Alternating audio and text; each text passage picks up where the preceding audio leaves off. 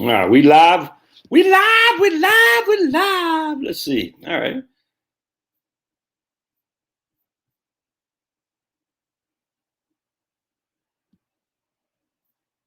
All right.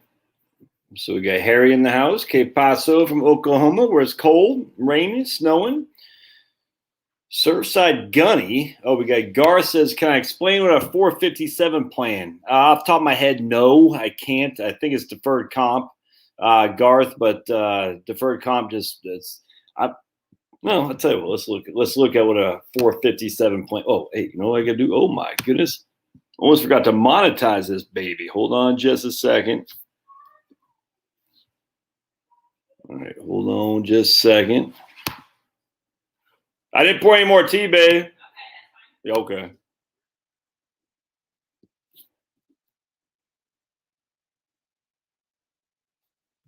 All right, there we go. Gotta hold on just a second, my friends. My eyes are getting worse as I get older.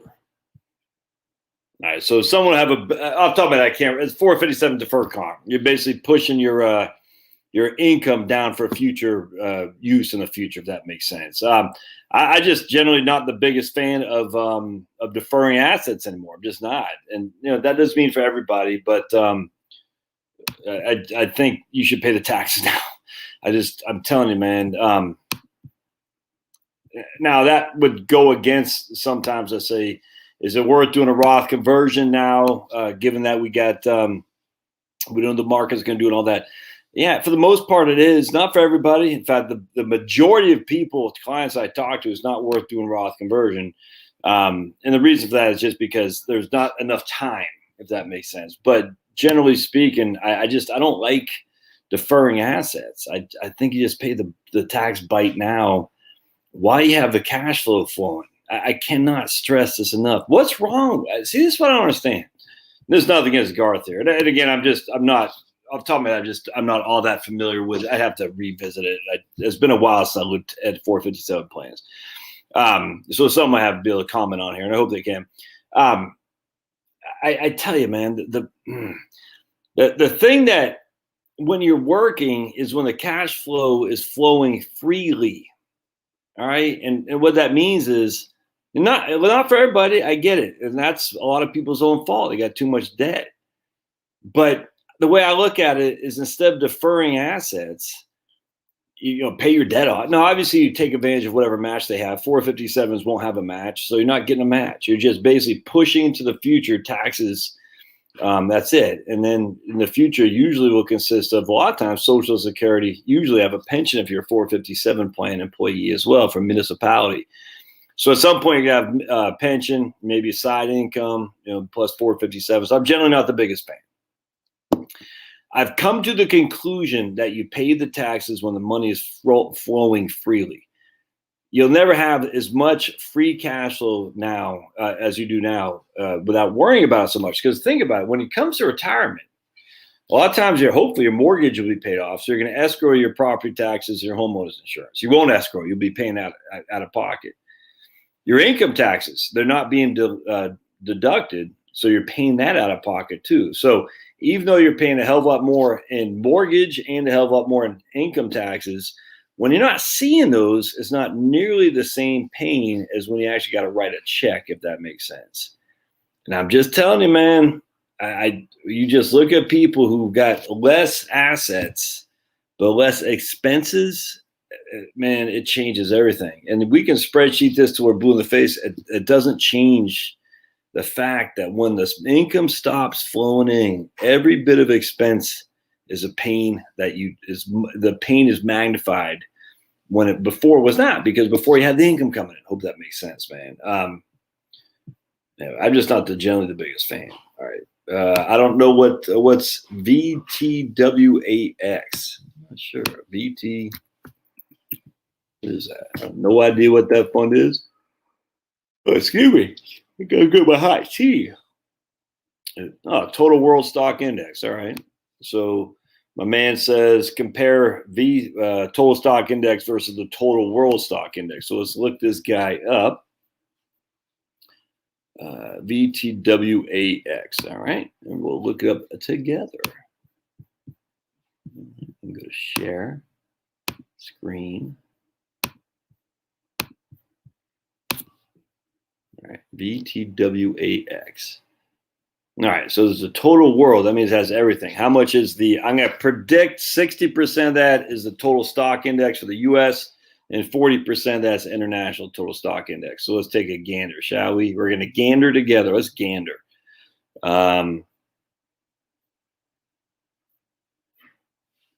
So we got 60% North America. I bet the predominant amount of that is in the U.S., and 16% Europe, 11 emerging markets, and 11% Pacific. So there you go, 60-40 North America. I look, man, I just don't trust the international markets as far as I could kick them. I just say go with VT, SAX, or bust for sure. Hey, right on. Mike says 76 days at his crappy old job and then retirement. Right on. But who's counting? Hello, Todd. Todd's from Dayton, Minnesota, man. Surfside Gunny equals Camp Penalty. Harry, you got a new avatar there, huh? With one of the grandkids? Pretty cool. Yeah, you got it, man. You got it. College plans 457. Not sure what the question is. All right, here's a mod. What currency should I keep my cash in? I get paid in US and Australian dollars, but I exchange most of it in US dollars. Is that wise? Man, I don't know. Let me get rid of this guy here real quick. I'd keep the U.S. dollars, man. Oh, thanks, babe. I'd keep the U.S. dollars. Those Australia, Scott, what's his name? Scott Morrison. That guy can kiss my big fat pale butt. All those guys in Australia, Boris Johnson, all those guys are clowns. We thought they were conservative. No. As such, I don't trust them as far as I could kick them. I'd rather have Biden. Let's put it this way. I'd rather have Biden than Boris Johnson or Morrison in Australia. Let's just put it that way. All right. So for me, it's U.S. or bust, and that's just all there is to it. Now, I don't know. I don't know the strength of the Australian currency. I don't know the government there in terms of, are they capitalistic? I don't think they are. What they do, they ban guns first and foremost. I think they're trying to regulate, freaking wind turbine. Just you know how it is, man. The nice thing about the states, in the United States, is we are a composite of 50 unique individual states. Now, at the end of the day, the federal government has way too much power, bar none. And the federal government will dictate to states to do what they want for that sweet, sweet federal money. I grant you.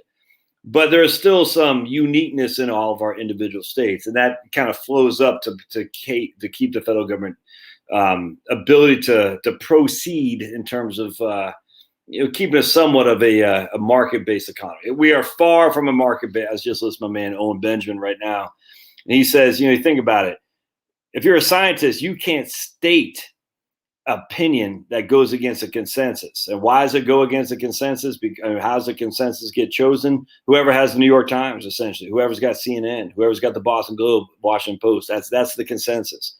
Whoever controls the media, and the media controls, anyway, the point being is, are we really free in the United States relative to a communist country? In a communist country, you can't speak ill of the freaking leader. You can't riot, and you can't protest, you can't go to church. Well, how much different are we? I don't know. I tell you, man, this whole thing has been a huge wake up for me. Is America really the sanctity of freedom? No, but at the end of the day, financially, certainly is more than any of these other countries, for sure, because we are run by oligarchs and fascists, essentially. And at least, they're going to try and make money. They're going to rape, pillage, and steal to make all the money they can. We're here for along the ride. And as I say here today, to watch my investments keep going up and up. It doesn't make sense, but be it as it is, it's happening.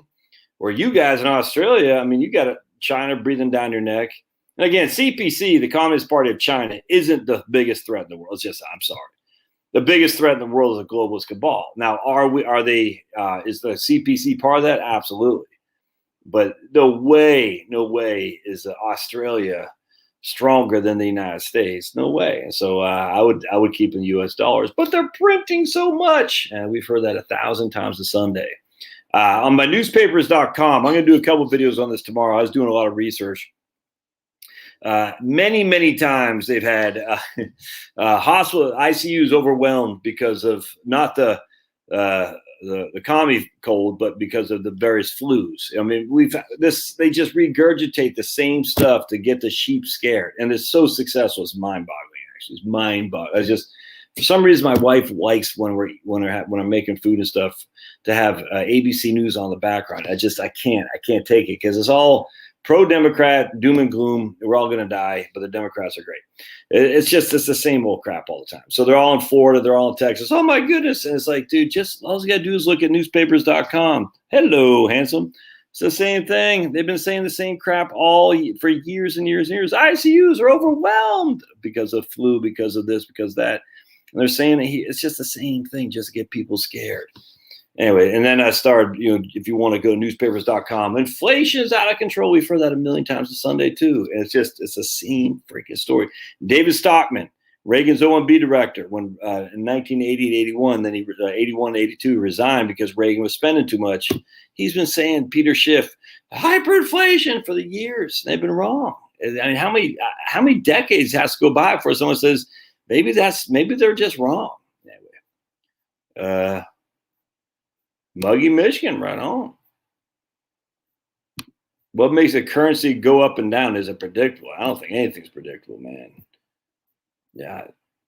I mean, just the strength of a currency. All right. So in economics, what the old mercantilists will do, the old school, is that they wanted a weak dollar. A weak dollar allows for cheap exports.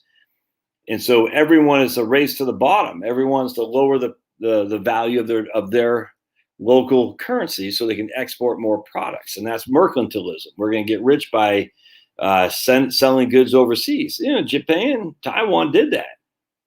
But at some point that has to stop because there's always going to be a cheaper country that will come replace you, which is happening in the Philippines, Indonesia, China, Vietnam, all that stuff. I mean, you cannot build a society for long on a mercantilist economies, i.e., reducing the value of your currency exchange. You can't. I mean, you can for a little bit. Japan did it for 30 years. But at some point, you have to have the strong dollar. The strong dollar is, I mean, remember, money goes where it's treated the best. And when a country is deliberately, this is what Trump, man, I tell you, I'm losing my esteem for the Trumpster here. But this is what Trump was wrong about. It was, we got to keep the rates low. We got to devalue the currency. That's all mercantilist stuff. Now, he was right in that it will create potentially a short-term boom. So he will get the credit for it. This always happens. Inflation has a short-term boom, and then we all suffer the consequences later. And that's what devaluing the currency is. At the end of the game, though, the American currency, yes, I know the EU is higher valued than the currency of the United States right now, but the EU is a basket case, man. We all know that. And so at the end of the day, the strength of an economy is the value of its dollar, ultimately.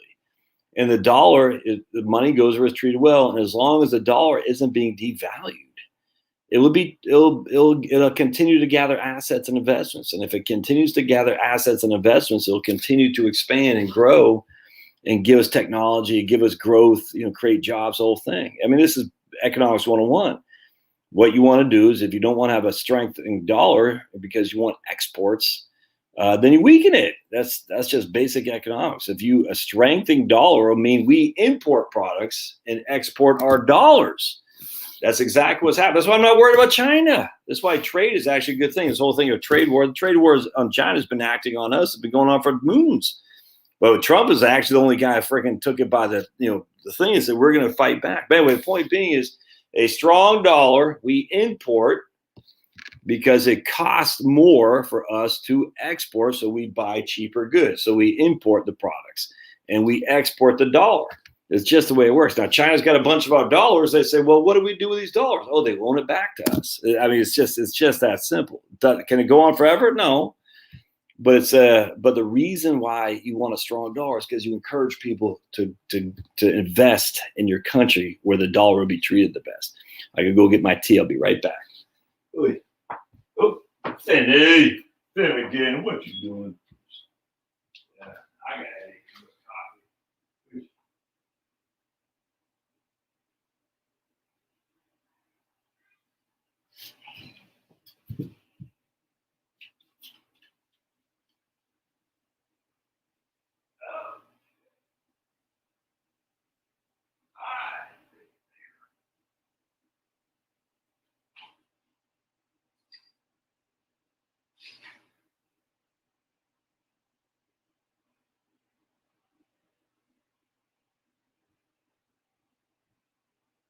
Welcome to the bear in the big blue house. The big blue house. The big blue house.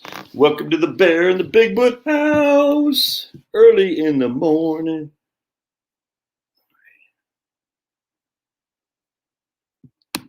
How important is free cash flow when looking at individual stocks? Yeah, look, man, we got so many instances of individual stock picking. It's just throwing darts at a stock chart. It really is. Now, at the end of the day, I think there is some, this isn't, everyone knows this now, but Ben Graham would say, if you can buy a stock that trades less than its total cash, that's a value stock. And so if the cash represented $15 per share, and you can buy a stock at $13 per share, you're buying a value-oriented stock. The problem with that, though, is how much debt are they having? And so let's just say the debt is the equivalent of $20 a share, right? So now we're buying a stock that trades at 13, but has $15 a cash. You just got to watch out for that, because remember, debt will increase potentially return on investments, ROI. Leverage is a wonderful way to get increasing ROI, but leverage also means more risk. So just keep that in mind, man. The one thing I learned is my mom introduced me to Ben Graham, Buffett and Ben Graham, or maybe it's Graham. I think it was Ben Graham, actually, in Value Line magazine. This is back in the late 80s, early 90s, is that if you can buy a stock for the price less than its total cash per share, that's a good stock to buy. The corollary, though, is how much debt is it accumulating in order to get that cash. So just be careful there for sure. Right on, John. John Joseph. Whoa. All right. John Joseph Law. Right on. Michigan CP. All right. For duty, Corporal Scanlon. Retire is ready. Corporal Scanlon. That's scary, CB. That is scary, but raise the glass. All right, we got Kevin Hawthorne from Ford in the house. We got Hey All, Chicken Charlie, JD Boyd. Wish I'd done a Roth conversion when COVID hit and the market tanked. Yeah, dude, trust me on that. You ain't the only one, brother. Kim, what's going on with your worser half? Tell us. I emailed Kim earlier today, so let's say a quick prayer for old Tim, shall we? Heavenly Father, please look after Kim's husband, Tim, who's dealing with COVID right now in the ICU. At least he was last night. Just give him strength, give him encouragement. Help Kim not to get too panicked and recognize at the end of the day, thy will be done. Thy will be done. And just praying for old Tim there to get over this COVID and to come back ready to rock and roll in retirement. And Lord, we give you all glory. In Jesus' name, amen. They just retired. Literally just retired, moved from California to Idaho, and old Tim came down with COVID, and he's in the ICU. Yeah, the issue, and this is like, I mean, at the end of the day, we, I did the video that I couldn't post on YouTube on the Pfizer vaccine. The median age on the Pfizer vaccine was 51, the median age. And, in terms of the study to prove whether or not the efficacy or not. Hey, Houndy, hold on just a second. Whoa. And, of the people they're studying, a huge amount of people, not a majority, but there's thousands that were under the age of, basically young. And no one's dying of COVID young, man. No one's dying of it. So I just don't get it. But now as you get older, and if you have comorbidities, one of them being obese, that's what they did study here. And you might want to get the vaccine. I got no qualm with that. I got no qualm. And I'm not talking about Kim and Tim here. Finny. But people say, it's the weirdest thing to me. I'm like, why would you want to get the vaccine if you're not at risk? It makes no sense. And I don't understand it. Now, why would you want to get the vaccine if you are at risk? Yes. Separate the two. It's nothing to do with Kim and Tim. I'm just sitting there thinking, if I'm at risk as comorbidities, I'm older, right? That probably would make sense. I get it. I'm not getting it, but I get it if people do. If I'm younger and I don't have comorbidities, why would I do that? Why would I take the risk of the adverse reactions, which the vaccine does have more?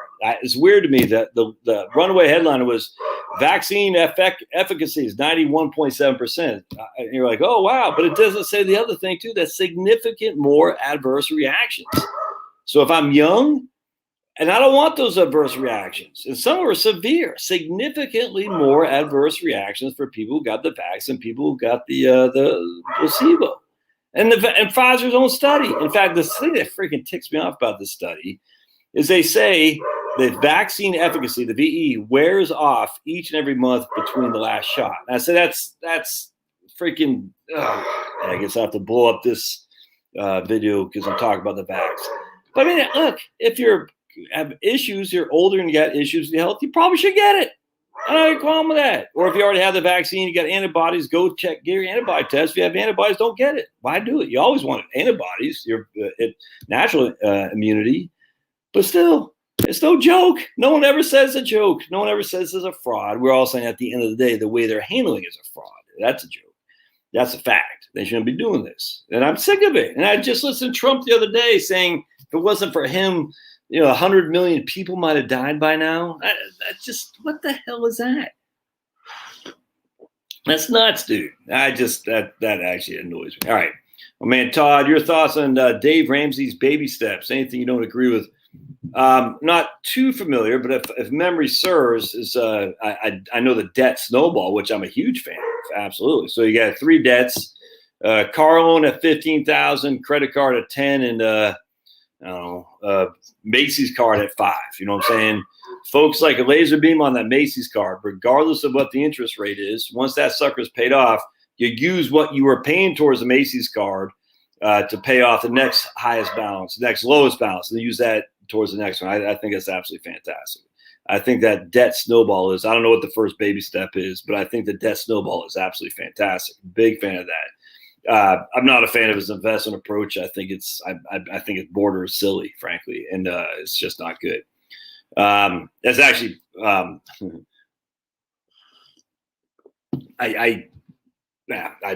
think it's using the assumption we're going to get 10 to 12% a year going forward. That's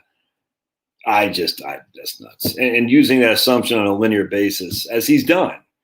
And I don't know why. Look, I get it. He's got his defenders. I get it, man. 100%. He's done a lot of good for a lot of people, but that's crazy talk. And people say he never said that. Yes, he does. And he says, I just watch his videos, man, for heaven's sake. Can I retire in California? Says Fabio. House paid off. No idea. Why? Why don't I know if you can retire or not? CB, deferred taxes now debt free. Yes, paying my deferred taxes now debt free. Right on.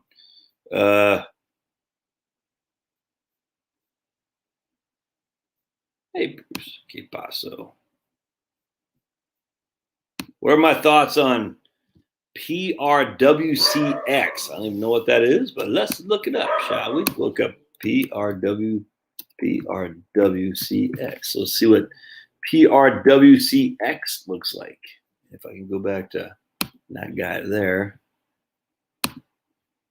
Share screen. PRWCX. What is this? Capital Appreciation Fund.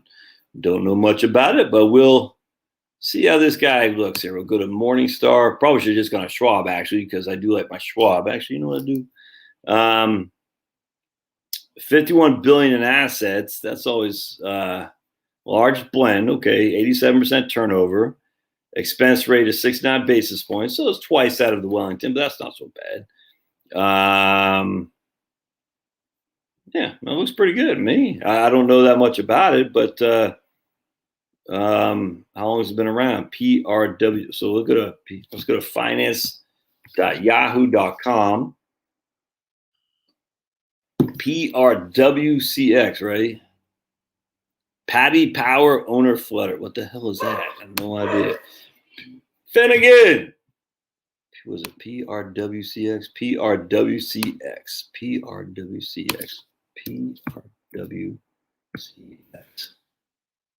Capital Appreciation Fund. Let's take a gander, shall we? So we're going to go look at this guy or go to performance. And let's just get it's been around for 34 years. So, yeah, it was around in the aughts. That's always good. So, Wellington in the 2008 was down 32%. Was down Yeah, right about. So this one down 27%. Good.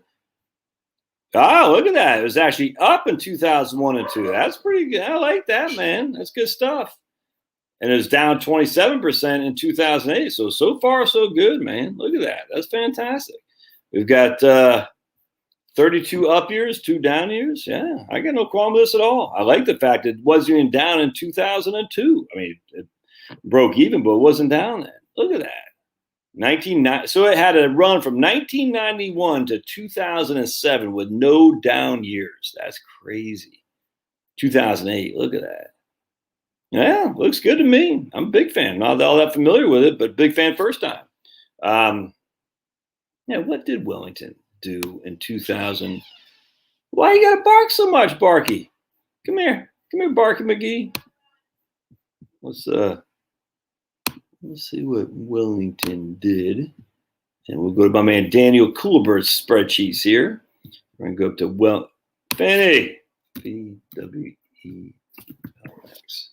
Man, PWELX right here. Why is it not showing Wellington? Is it? Hold on just a second.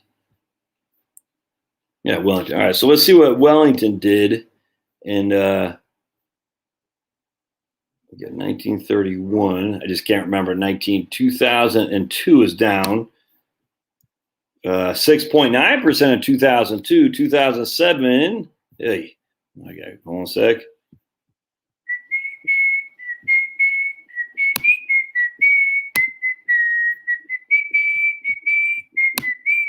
And if you asked her why the hell she wore it for that soldier who was far, far away, far away. So 2007, 8, it was down 22%. So yeah, a lot of similarities, man. I like it. Wait, did y'all see that I was just looking at? Oh, you guys didn't see what I was just looking at, did you?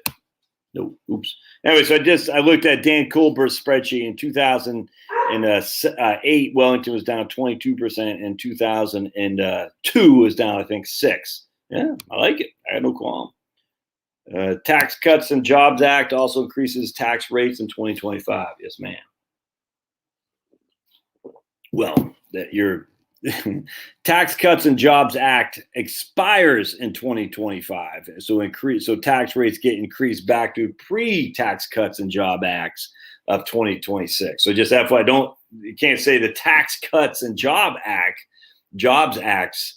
increases taxes. No, it reduced taxes, but it's sunsetted, so it'll expire in 2025. So it's not because of the TCJ, it's because of the sunset provisions. Right on. I am 56. Is it too late to contribute to a Roth? I don't think so. No way, man. I don't. Uh-oh. Puppies. I have no way. I'm 51. I don't contribute to a Roth because I make too much income, but I contribute to a brokerage account. Uh-oh. I want to say hi. Hello, everybody. Gar says he's retiring next year with a pension. Right on. Yeah, I mean, anytime you got a 457 plan, that's generally the issue. You're a municipality worker. We have a 457, a pension as well, and you usually retire before you're 60, and you probably paid into Social Security. Most municipalities pay into Social Security. Yeah, Tony says first time, long time. Right on, man. Reality escapes most. Ain't that the truth, man? Detroit area. Right on, man. The commercial, before I get to see you as a governor of Illinois, say we can get through this. Oh, gosh. Eric just texted me a thing, or I think he texted me from Packer Stadium the other day, where, if we can see here, it was not a sellout by any stretch of the imagination. It's actually quite a, so let me show you, if I can show you the stadium. Definitely not a sellout at the Packers. Look at that. That's Green Bay Packers, man. They own it, and they own the team. They're not selling out by any stretch. Look at that. That's crazy. Not sure what to make of that. Have I given any thoughts to dropping recommending whole life annuities? Do I recommend whole life annuities? Huh?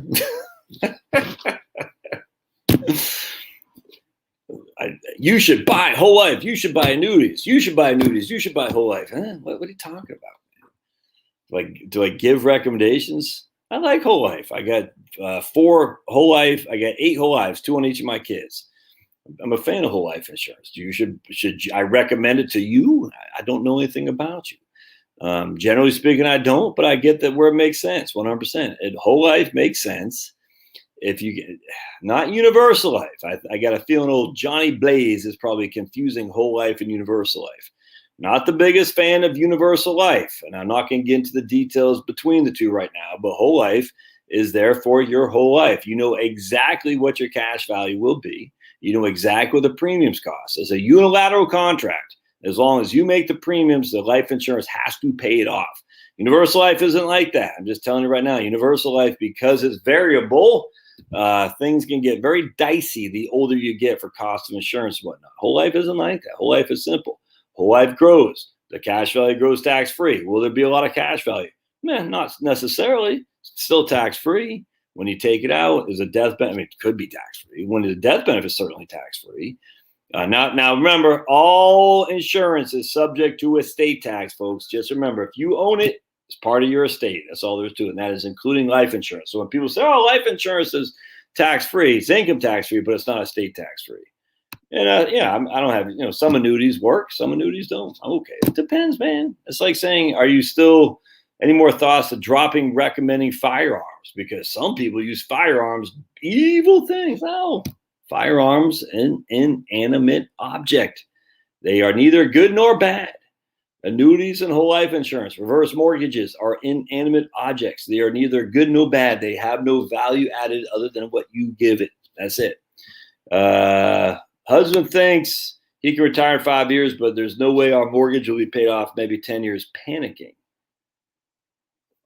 Okay. Why? What's the panic about? I don't get it. Was that Nanette? What's the panic here?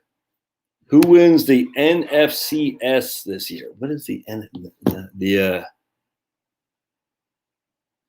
National Football Conference? NFC. I don't even know what the NFCS is. What is that? Apparently, I have a critical mass from Michigan. Yeah, grandson, right on, Harry. Oh, cute grandson. Oh, man. Would I recommend just taking money out if a traditional IRA and leaving the brokerage cash and Roth during the gap years before Social Security? Steve, I don't know your specific situation, but generally, absolutely. Draw down your DAX deferred while you're waiting to take Social Security. I just did a video on that about a week or so ago. That seemed to get pretty good traction too. Hey, John, hard to beat Grand Rapids, really? I've literally never been to Michigan. I will tell you right now, I got 8,000 million people say, you don't understand, dude.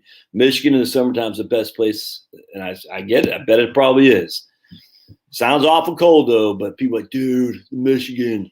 I got a client from Traverse City. And I think I still kept it on my weather thing on here. And I said, man, I could handle going up there one time. But Traverse City. Do I still have it on here? No, I got rid of it. So I guess that's it's no longer in my retiring realm, I guess. All right. Reverse mortgage question. Can a person purchase a retirement home using a reverse mortgage? Maybe. You got to be 62, and you're going to have to put money down on that home as well. So, I mean, the answer is you can use it towards, having no payment for sure, but you can't just buy it outright. Unless I guess, I don't know if you could. I'm just trying to think. If you sold, no, you can only take 50% equity or something like that of the purchasing. So there is a reverse mortgage for purchase, which allows you to put less down on buying the house outright. But yeah, absolutely. But you can't purchase the whole thing. Hello, everyone. Michael. Right on. Yeah, but you don't have to see the thing about up there, man, Lake Michigan, all that stuff. I know it's big. I was talking to a guy yesterday from Minnesota, and they were like, dude, this is crazy. He's got an RV. They go out on the lake in Minnesota and go fishing. And I was like, and the wife showed me this video of all these other houses, like a city out there on the lake. It's nuts. And they fish. They got these big old Northerns and something else. I was like, damn, that's pretty cool. That scared the living bejesus out of me. But there's all kinds of people like houses, RVs. It's nuts.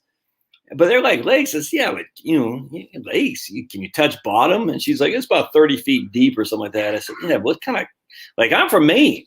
Lakes in Maine are just, you can't, just all that stuff underneath there. You don't want to touch bottom because you don't know what kind of nasty stuff is down there in terms of weeds and nasty. And then you don't have the same smell. The smell of the ocean, the seagulls, the smell of the salt water is nothing better. So I don't think Lake Michigan and all that gets that, man. I mean, I don't know. I get you got a little bit of waves and some whitecaps and all that, but you need the saltwater smell. Oh, nothing's better than saltwater smell. It's like it's literally the best thing ever happened.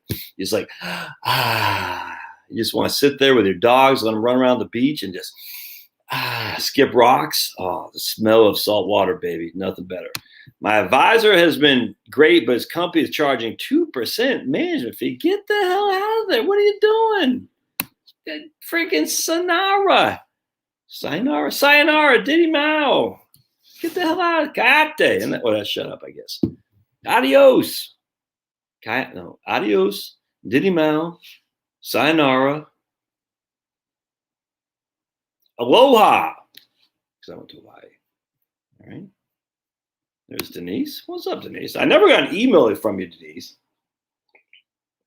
I know you sent an email, but it never came to my inbox, so just FYI.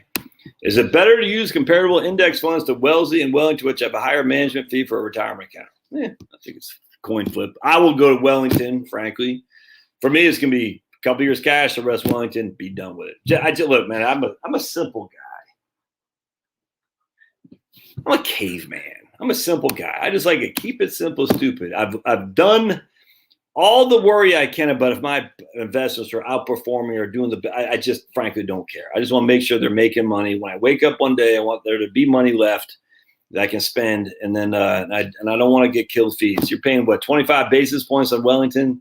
It's a race to the bottom now, man. And now like my man here retired is paying 2% management fee.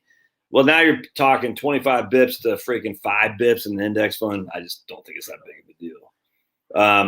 Oh yeah, I want to move that. Well, absolutely. Pension, 62% of retirement. How much should go to a 457 plan to retire comfortably? I have no idea, man. Our friends in New York are happy. Friends in New York are happy. Oh, because of Cuomo. Yeah, right on. I gotcha.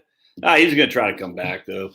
Funny. I thought it was funny. The two big feminists who are big Me Too people and the Time's Up people, they conspired with Cuomo to take out the woman who accused him. I just find that interesting that, what's her name, Roberta Kaplan. She was literally the head of the Time's Up Foundation, to protect women from being harassed. And she was making fake accusations against the woman accusing Cuomo. I mean, it's all about power. These guys don't care. They just want power. People got to understand that. Well, if we just convince these, no, you can't. They want power. They will do. It's like communists. It's like the devil. They will lie, cheat, and steal to get power, man. And then you're going to fall for it. The devil you say, devil. He's going to say, you should hate those people. Hey, you should hate those people. They're making it hard on you. You're like, you're right, devil. I hate those people. He's like, yeah, I'll take care of it for you. You're like, yeah, devil, you're gonna make it right. You're gonna make it right. Then you die, and you're like, well, those people are still do what they do. And the devil's like, yeah, I lied to you. What are you gonna do about it?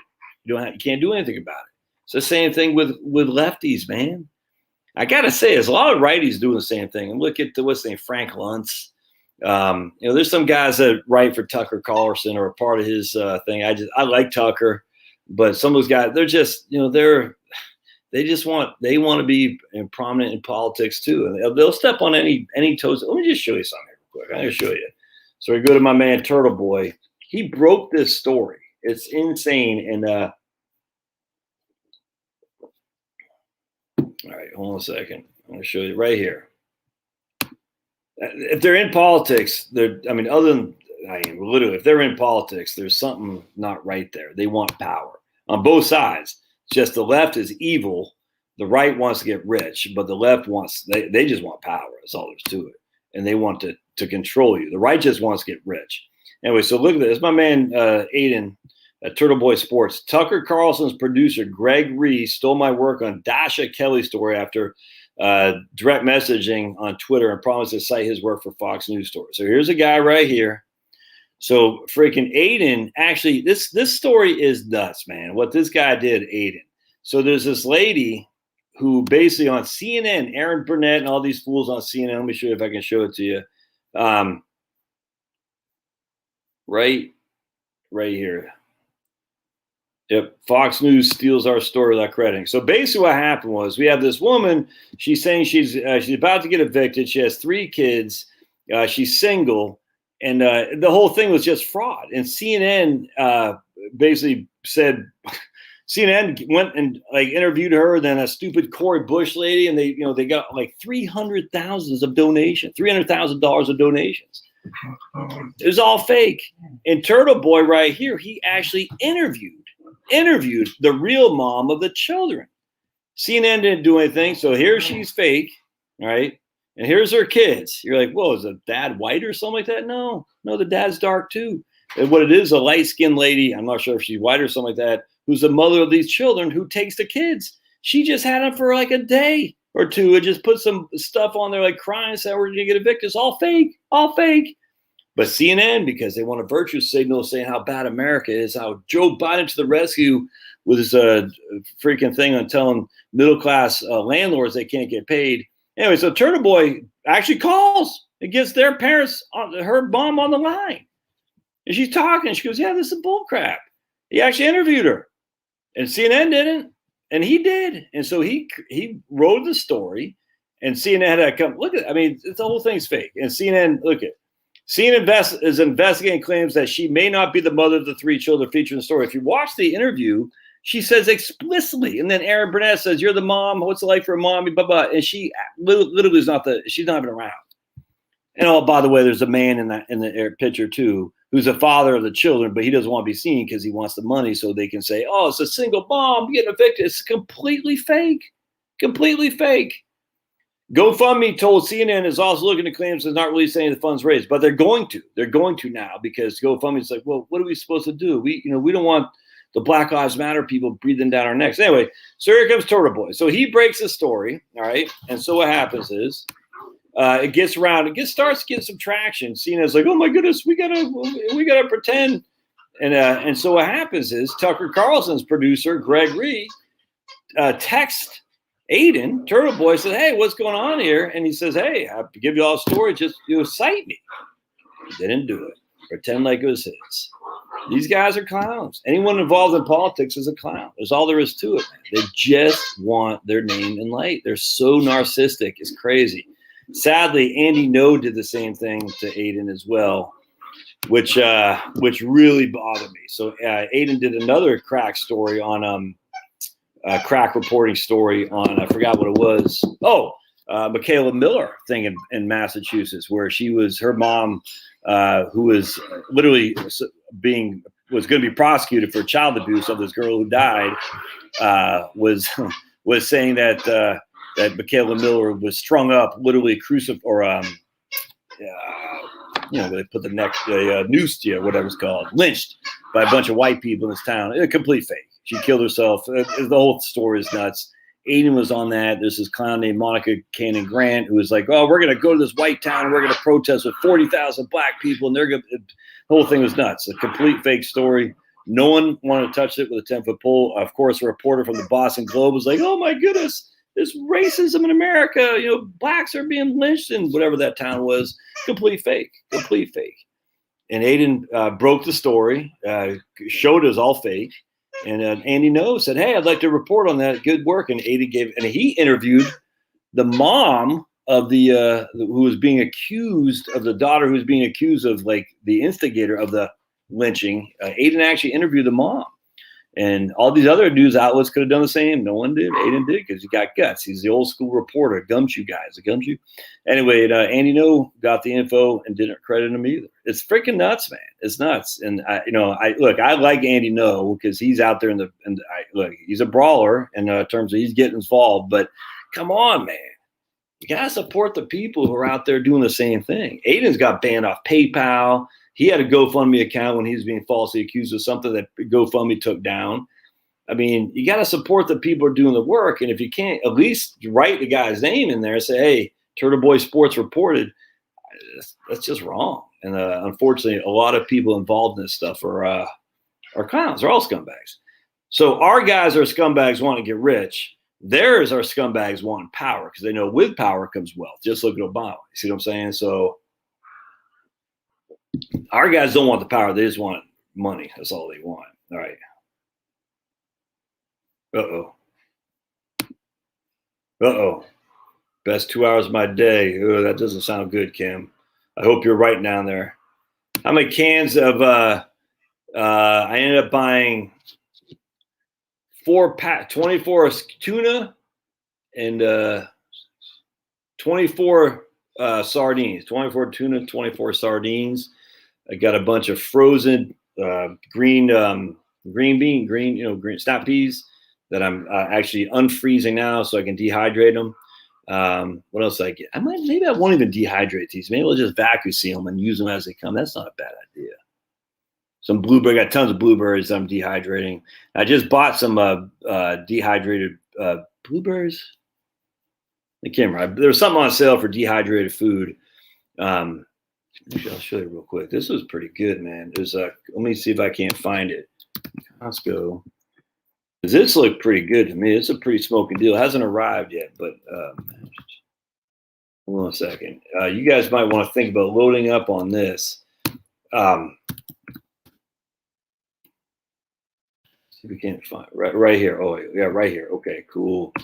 All right, so go to Costco and get you some of this right here.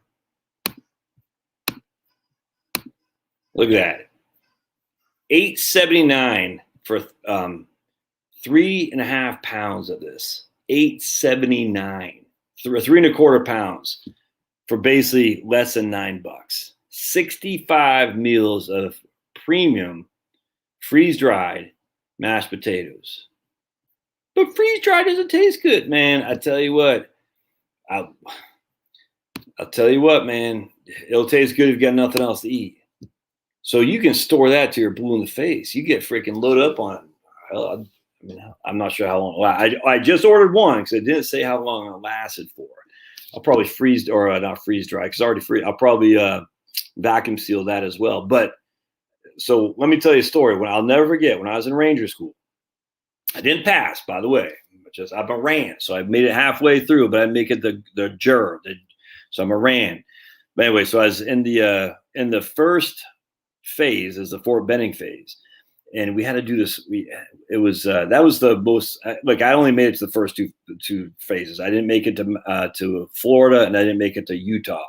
So I don't know what that was like. So I don't know, but I just know in the first phase, it's usually where a lot of people get washed out, and I did that twice. Anyway, I will never forget. We're doing land nav, and I was for some reason I was actually good at land navigation. I don't know why, but I was actually good with it, especially night land nav, and I passed, which is pretty amazing because I'm just a kid. I was 19 years old. Anyway, long story short, we eat like one meal a day. You're just freaking starving, dude. You're hungry. You're starving. I mean, you're hungry. You hadn't slept very much. You're doing all this physical exercise. Oh man. So you get like one MRE a day or something like that. And I had a fruit cake it's like for the MRE back then, like your dessert was a fruit cake. And normally you would just throw them. You'd never touch the fruit cakes are freaking disgusting. And an MRE, like the fruit case is like the worst thing you've ever had in your life. I will never forget coming out of the land nav course. And I think this is pretty much going to be end of this phase of Ranger School. And I passed. I get it. I was like, hey, pretty proud of myself. I was so flipping hungry. And I had a fruitcake in my cargo pocket there in my BDUs. And when I got done with that, it was probably 4 a.m. or something like that, 3 a.m. I tore that thing up. It was the best tasting thing I've ever had in my life. I don't know if you ever saw the Eddie Murray Raw from the 1980s. Oh my goodness, we talked about the Ethiopian eating crackers. Funny as hell. I never forget eating that fruitcake saying, oh, and remembering that Eddie Murphy movie Roth, funny as hell. I was just chowing. I must have eaten that in 2 seconds flat. The best tasting thing. And then how I got addicted to coffee, we went up to the mountain phase, which is here in Dahlonega, Georgia. And it just freaking sucks, man. And I'm not a soldier. I'm just a clown. You know, I'm cock strong, but I don't know anything. That's why I didn't pass.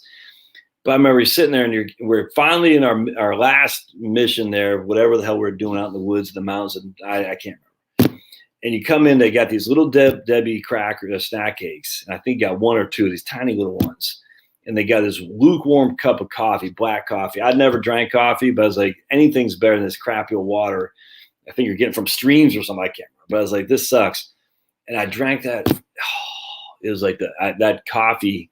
And that was in 1990, July 1990. And I was addicted to coffee ever since. That would be like how some people, I think, when they take cocaine, they're like, it just puts them on such a, and that's why I'll never take cocaine. First, I'm too hyper. I don't want to take cocaine because I'll be freaking bouncing off the walls. But my understanding is people take cocaine, it puts them such at a elevated state of what's the word I'm looking for? I don't say knowledge, but just awareness. It's nuts. I mean, and that's why they go on for 2 and 3 days, because they got so much juice just flowing in the chemicals in the brain. It's so addictive. And that's what coffee did for me. That I'll never forget. I was like, oh, it gave you that quick boost.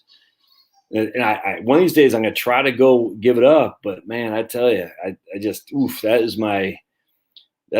an addiction to me like no one's business. And then other guy, like for me, heroin would probably be my thing because I'm too hyper as it is. And heroin, you just want to sit there and go, yeah, man, rock and roll, dude. But heroin's, then you accidentally get fentanyl and stuff and you're dead. I mean, I'm never doing it, but I think that's how I've never done cocaine, never done heroin. But I think what it is, if you're a hyper guy, cocaine will mess you up. If you're a hyper guy, heroin is what you probably want to shoot for because it'll calm you down. But anyway, that's how I felt when I drank coffee the first time. I was like, oh. And when I ate that freaking, it's so good. So anyway, point being is, I don't care if it tastes good. The point is, when the zombies attack, you want to have some food, man. Remember that. And remember, when I say zombies, I don't mean zombies. I'm just saying at the end of the day, you don't know what's coming around the bend. It's okay to be prepared. Even our trusty federal government says be prepared. It's a lesson that must be shared. It's a lesson that must be shared to be prepared. I got horns on my... if you all know who that song was, you'll win the internet. I got horns. You gotta think about this song. I can't play it here, else I'll get banned. Hold on just a second. We gotta find. Hold on a second. We gotta find it. Oh yeah, a JPath to go right here. All right, here we're gonna play it, and we're just gonna show it anyway because we're gonna move this live stream anyway. So we're gonna show you JPath. Oh my goodness, this is the best thing. Actually, I can't do it because if I get one more copyright strike, I lose my channel. I got to wait until October or August 27th, so I can't do it. All right. So I'm worried about you, Cam, so I hope you're reporting back. We came pretty close to moving to Apex, but ultimately found land in Davison. All right, right on, Denise. Originally from the UP, Upper Peninsula. Oops. I think I missed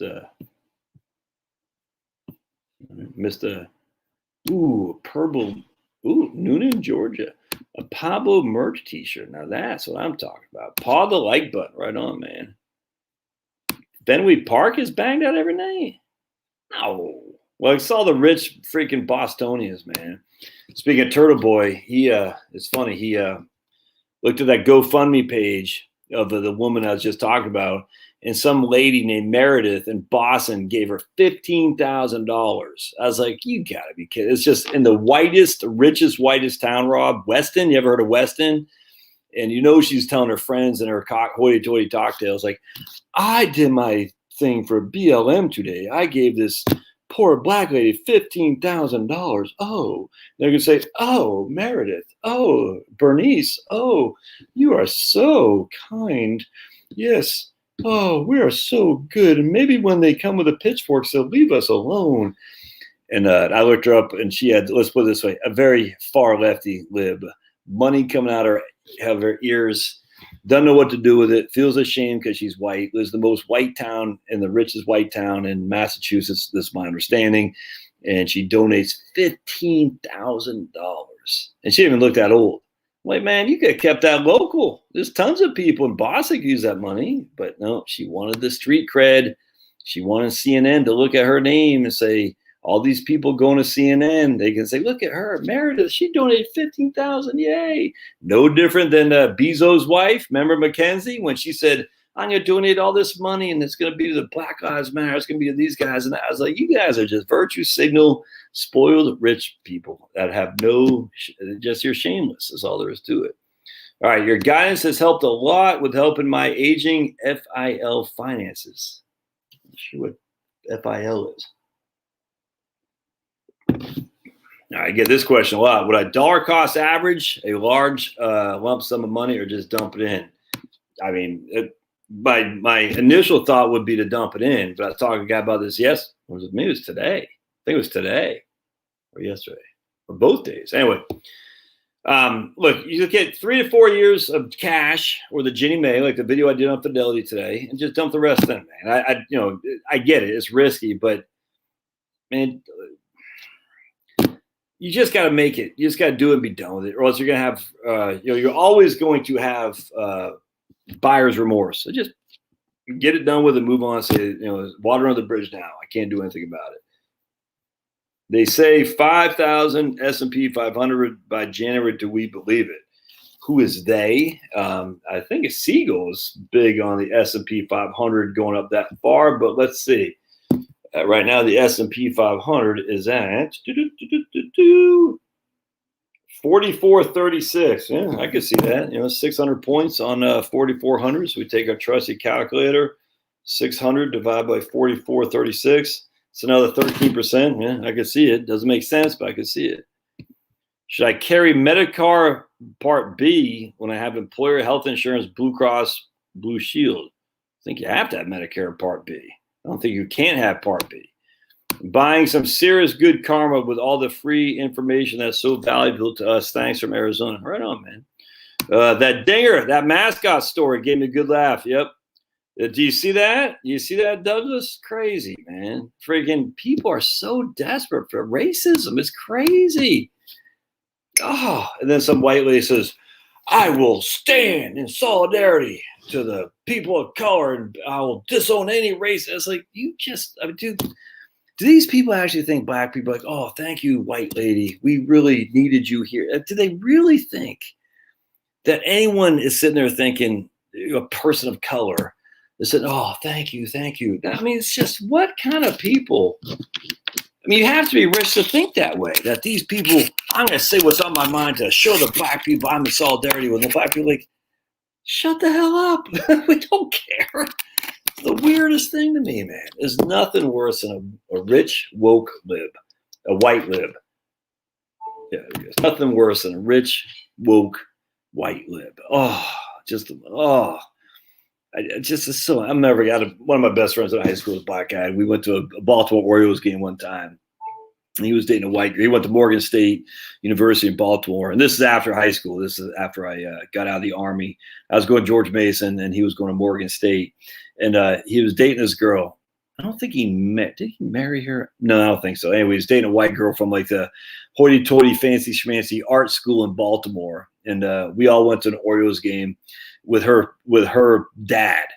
And they were from Massachusetts, rich place in Massachusetts. And he was so proud of his daughter for dating a black guy. It was the funniest thing. We were just laughing. And he was so just patronizing to this guy. I was just like, dude,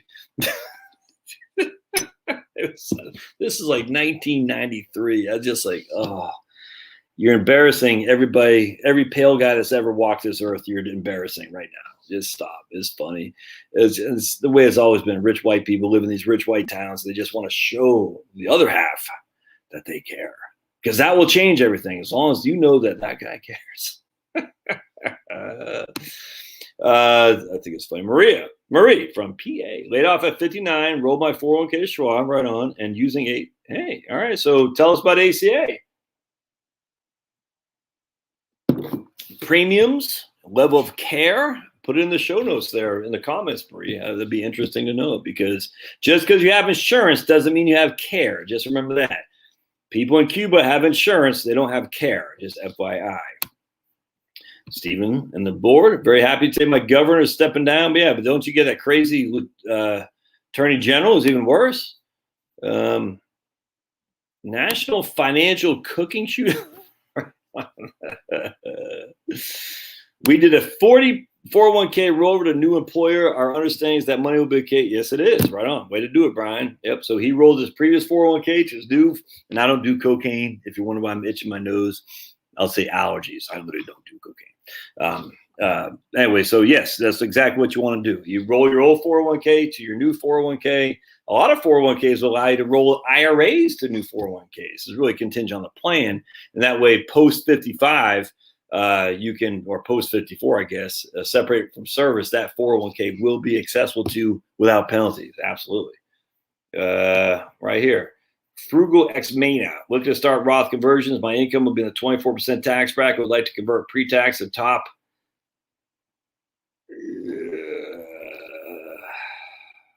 I don't know, man. That's I don't know. A lot going in there. That's a tough one right here.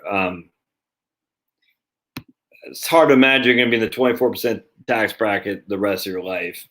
And what are you doing here? Why are we trying to do the Roth conversions? Landsling. Hey, Robert, right on, man. Yes, sir. I hope you're doing well, sir. Yeah, state income, right on. Vinyl says a good thing. State income tax, right on. What you say to go all in a Roth and avoid the widower's tax trap? When would Roth not make sense? Roth doesn't make sense a lot more than you think, and especially if you're looking at Obamacare. So one of the things in my book, which around here someplace, I don't think I gave enough credence to the value of Obama. Look, again, for the 20,000th time, I'm not a fan of Obama. I don't like how it came to be, but they did it right. They passed it with legislation. They did not do some CDC or anything like that. It was legislation, which means you could get pissed and vote against them, which we did. But, it's still there, and it is rescuing a lot of people from crappy old jobs. Now, whether or not you get good quality care, I don't know. But I've heard both. I've heard many people say, yeah, care is fine. I've heard some people say it sucks. So it's just, I think it's contingent on what services you need and where you live. Be it as it may, so the Roth conversions, the idea would be to live off your portfolio, your IRA, while you're waiting to defer Social Security.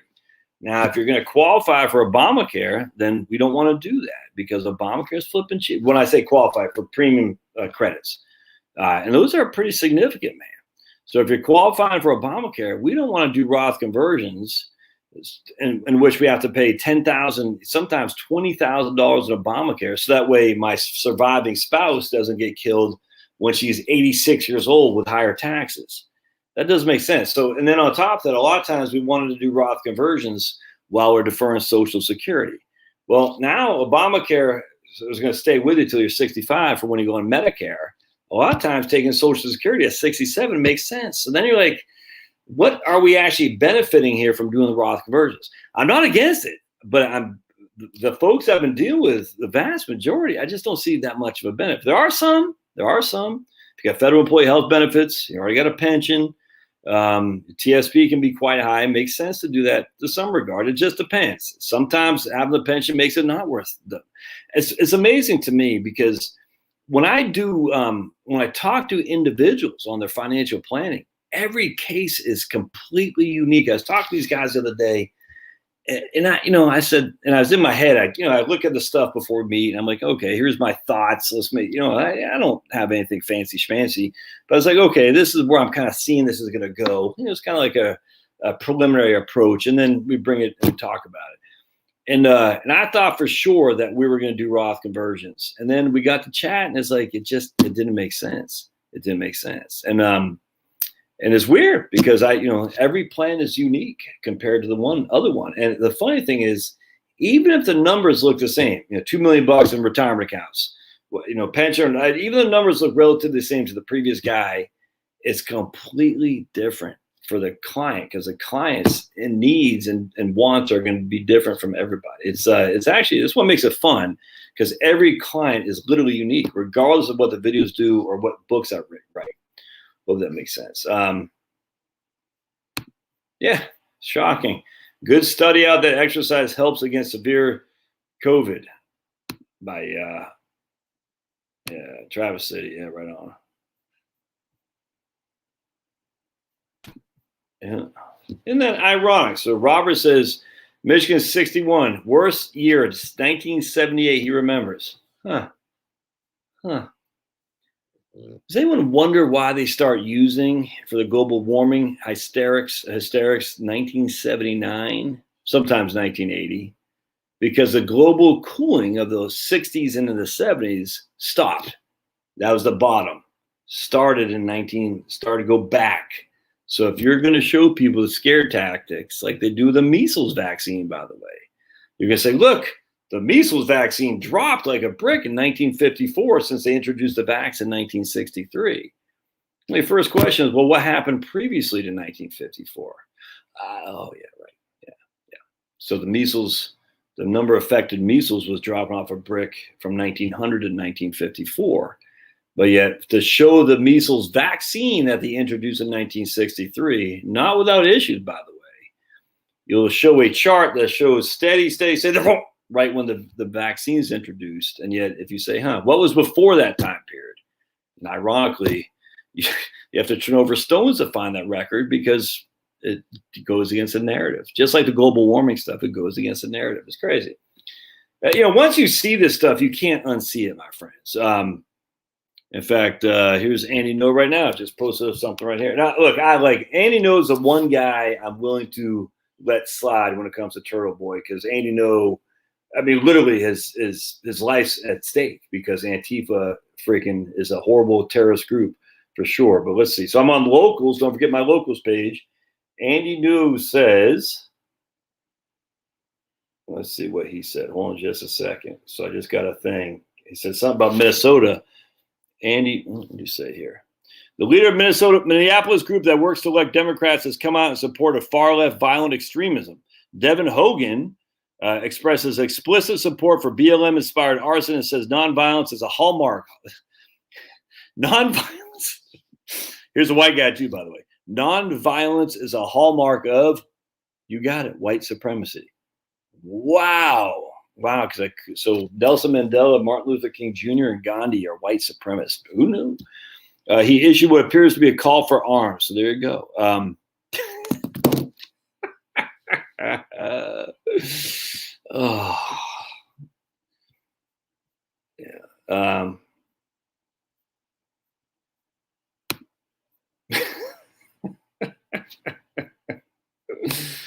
Addicted to chatting.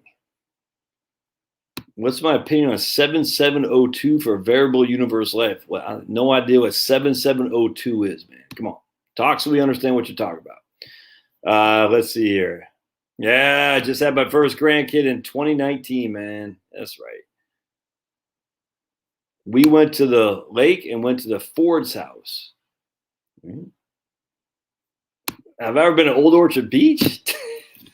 Dude, I'm from Maine, man. Of course. I remember it was like yesterday sitting on Peaks Island. And so Old Orchard is they have two amusement parks in Maine. Old Orchard, which was the better one growing up, and then Saco. Saco was not that great. But anyway, I forgot, Funtown USA or something like that. But Old Orchard was like the boardwalks on the water and stuff. And all the hot Canadian chicks would come down, what seemed hot, from Canada and whatnot. And so anyway, so when he went to Old Orchard, it was like a once a year thing. So everyone's stoked to go to Old Orchard. You know what I'm saying? It's like, so all the kids on the island were all gathering. Oh, we're going to Old Orchard. It'd be freaking 10 of us. And it was just, I can't remember. I probably rented a van or so. I don't know how we got there, but because we didn't have a car. But anyway, I just remember sitting there one day in the summer. We're playing kickball or baseball one night. Saying we're going to Old Orchard next week. It's gonna be great. It's like Santa Claus is coming. I'll never forget that. It was like yesterday. But not any place I would want to to vacation to for sure. Certainly not want to live. But you can get some actually pretty cheap Maine property in Old Orchard, just inland a little bit, but not for me, man. Yeah, Todd says we really do take RVs on the lakes. No, they showed me a picture of a video. Crazy. Lake Michigan is going to dry up. Where does that water go to then, Jane? I'm just curious. So if it goes from Lake Michigan, where does it end up going? I'm assuming it's not dammed, or I don't know how that works, but water just disappears, or does the water go from Lake Michigan to Colorado River? Tell me where the water goes when it dries up, man. Beach town all the way with all the negative ions. You can do a purchase reverse mortgage as long as it's going to be a primary residence. But you can do it, absolutely. 3 is the golden age, I've been told. Oof, I don't know about that, man. My sis went to Portland, Maine for vacation. Summer looks nice. It is nice. Without question, it's a wonderful place. Libs, you don't want to live in Portland, Maine. Libs everywhere, but it's gorgeous without question. I was mad going back to 1978. Maybe it was 1980. So when the Raiders played the Eagles, that's what it was in 1980. We didn't have a. Did we have a TV then? My folks had got divorced, so my dad was in Portland, living in some crappy little apartment.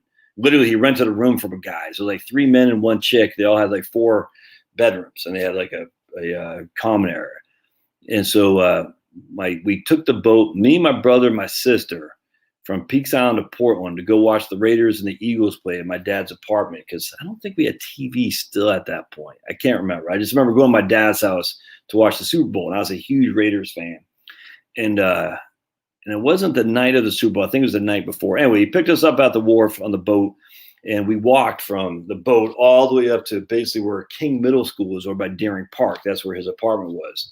I can't remember that side. I can't remember what that community was called. But anyway, long story short, is so flipping cold. So he was pulling my sister, who was 3 years old, in a sled, one of those plastic sleds, pulling her because it was so cold.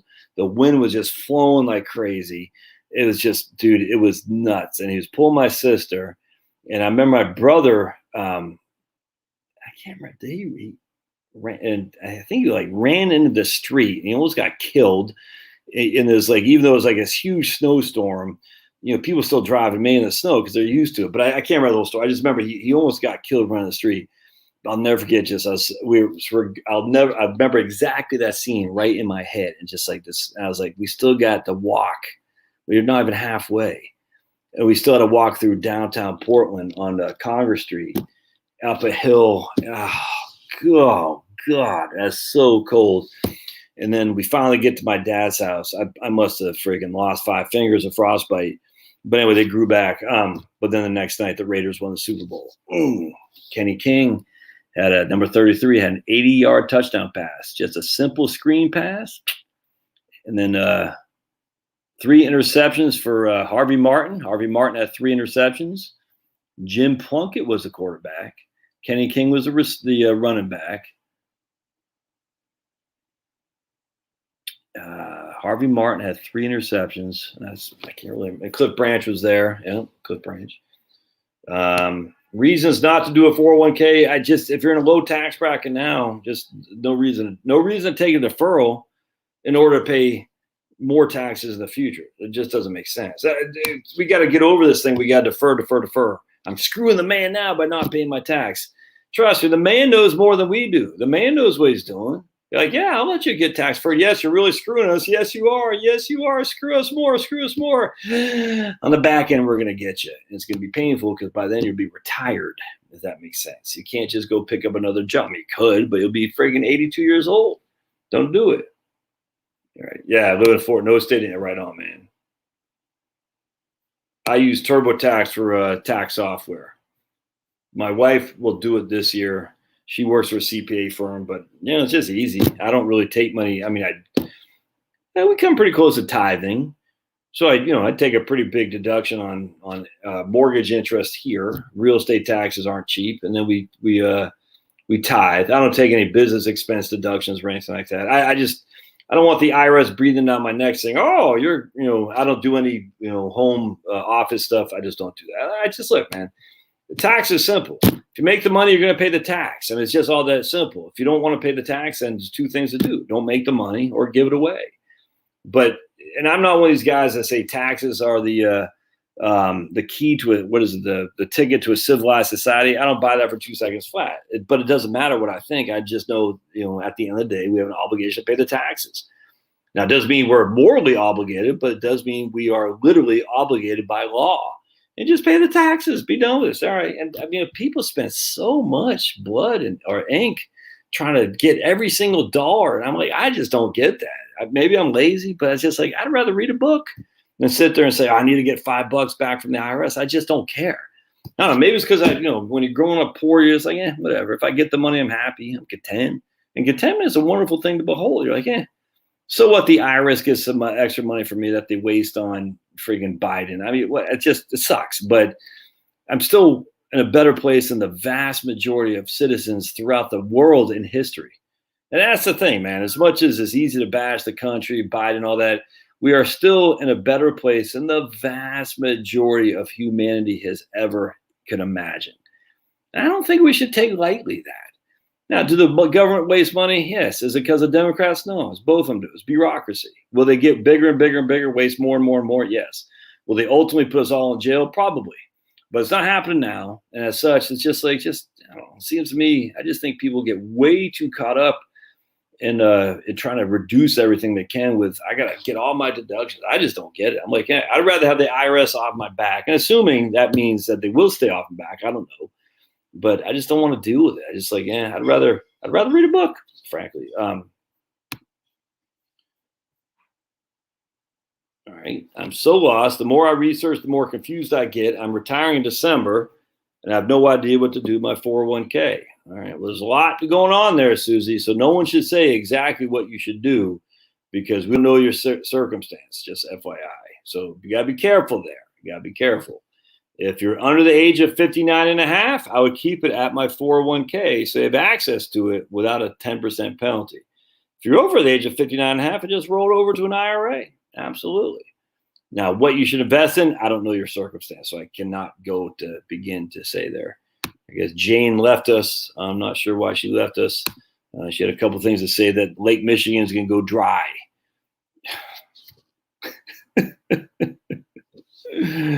Because the water just goes into the atmosphere and keeps going beyond the atmosphere. And where does it end up? Weird. Chris Cuomo. Masks are an example of government control. Well, actually, I think it's an example of citizens allowing them to be chastised enough to fall for this stuff. At the end of the day, I think a lot of people think that the Democratic Party is in control of the media and the big cabal. I don't think it's that case at all. I think the Democratic Party is being controlled by the media. And the media says, we want this to happen. Democrats, if you want good press, you better freaking do what we say. I truly believe that's the case. Rush Limbaugh used to say this, actually. R.I.P. He used to say all the time that the media controls the Democrats. The Democrats don't control the media. It's like the opposite way around, 100%. It's just there's no two ways around that. And as such, the media it's not just the idiots and Chris Cuomo and who are the other, and that's the TV or the Maureen Dowds. It's not just them. It's the people who own these conglomerates. I'm telling you, man, and they're not good people. They're just not. And that includes Fox too, by the way, just not good people. And as such, the media, for some reason, we still buy their stories, and it's because they create the red versus blue. And I'm just telling you, man, I know a lot of people, when I heard, I've fallen for the red versus, look, I'm still lean red. I still want the red to win, but I hate to say it, man. We had Thomas Massey, Rand Paul, but now we have Asa Hutchinson. We got Greg Abbott. All these guys are clowns. I mean, are they better than the libs? Sure. But that doesn't mean they're good. So to get involved in a red versus blue is like, still a loser's game because, we don't have, I mean, hell, Chrissy Noem, oh my goodness, she's so great. No, she's not. She's just not. DeSantis is good, but, they all fall for the crap on vaccines, on masks. Not all of them. DeSantis didn't, Chrissy Noem didn't, but they all fall for something. DeSantis is the better of all of them. I'll grant you. He's the best. Rand Paul, not perfect, but he's good. But the vast majority of the red is just clowns too. Absolutely, they just want to stay in power. They want to be the whipping boys. Yeah, it's sad. And then they get into power, Newt Gingrich, and next thing you know, they're sitting on the bench with Nancy Pelosi saying how climate change is going to kill us all because they want nothing more than to stay top shelf for the media darlings. I tell you, man, it's crazy. They don't go there to freaking leave. They go there to stay. Paul Ryans of the world. You all know this. I'm not telling you anything that you don't know. But as long as we keep having this red versus blue dichotomy, as if the red is good and the blue is bad, we know the blue is bad. Don't get me wrong. The red's bad too. There's some better guys on the red than the blue, but by and large, the red isn't that great. And the more we focus on, well, my side, as long as they got on the red and they're on the blue, then that's a good thing. That's simply not true. I literally don't think. Look, am I glad Trump beat Hillary? Yes. I do not think we would be where we are today if Hillary was president. I just don't, in terms of what has happened for this last year and a half. I truly do not. I think the Trump election made the globalists have to pull the trigger a little bit quicker than they wanted to. Now, do I think they would have been a more gradual approach? Absolutely. We would be here ultimately anyway. World Economic Forum told us 2030. They wanted the 2030 agenda. They had to move a little bit quicker. And we know what they had to do in the election. Look, I don't care what anybody says. If you can't see that, there's something wrong with it, man. We know what happened here without question. They know what they had to do, and they did it successfully. And Trump went right along with it. I don't understand. Now, he can't federalize the elections. I get it. But he could have been saying a hell of a lot more about securing the vote, about making sure. Anyway. And then, of course, getting on the governor and saying, look, man, Brian Kemp, you can't let this go wrong here in Fulton County. You got to make sure that's policing that out. Like stink on crap. You got to be on that, man. And he didn't do it. He didn't. And then so all these Republican governors, Mike DeWine, Brian Kemp and stuff, and we're freaking sitting on their I'm like, dudes, what the hell? You guys were in there and you did nothing. That's my own governor. And Kemp was fantastic when it came to lockdowns and masks. But then Trump threw him under the bus. And I think Kemp says, all right, yeah, I'll make you pay. I'm not going to police this crap up. I really, truly believe that. And that's where Trump, he's too narcissistic. I mean, he burns bridges way too much. It just can't have him run in 2024. Now he's going after Rand Paul. That's crazy. Long story short, at the end of the day, because we are freaking at this forever fight, the globalists just keep doing what they're doing. And we just say, okay, as long as my team wins every on occasion, I have Newt Gingrich. He sits on the bench with Nancy Pelosi. All is good. Yeah, 100%, man. Cuomo and the feminists are getting, well, they're in hell. I mean, literally they're in hell because they're miserable people. I mean, this is what happens when it's just like just one more hit. You want the power. Someone was saying, I think it was Owen Benjamin, he's saying Biden is in hell. He wanted his whole life to be president. It's the Faustian bargain. He wanted his whole life to be president, and he gets it, but he doesn't know who he is. And he's not in control. He's being controlled, and he's getting his butt wiped, as he said. And it's like he got there, but so the devil's like sitting there saying, yeah, I'll make you president, Sniffy Joe. You got it. You're president. Yes, that's all I want. I want to be president. You're president. And he sold his soul for the presidency, but he's just he's a shell of a man. Sad, man. Joe Biden sold her soul, and I'm telling you, man, and they're never happy. When you sell your soul like that, you're never going to be happy because you say, it wasn't what I expected. I want more. All right. Thanks, man. Appreciate it, Andrew. Right on. There you go. Marie did the exact same thing, and she was asking the exact same questions as you, Susie. But you got to be careful of your age. Just remember, you don't want to do that if you're under the age of 59 and a half. As Josh, once you retire, I'm just nodding because I can't say yay or nay on that. Fredo defending his brother, of course.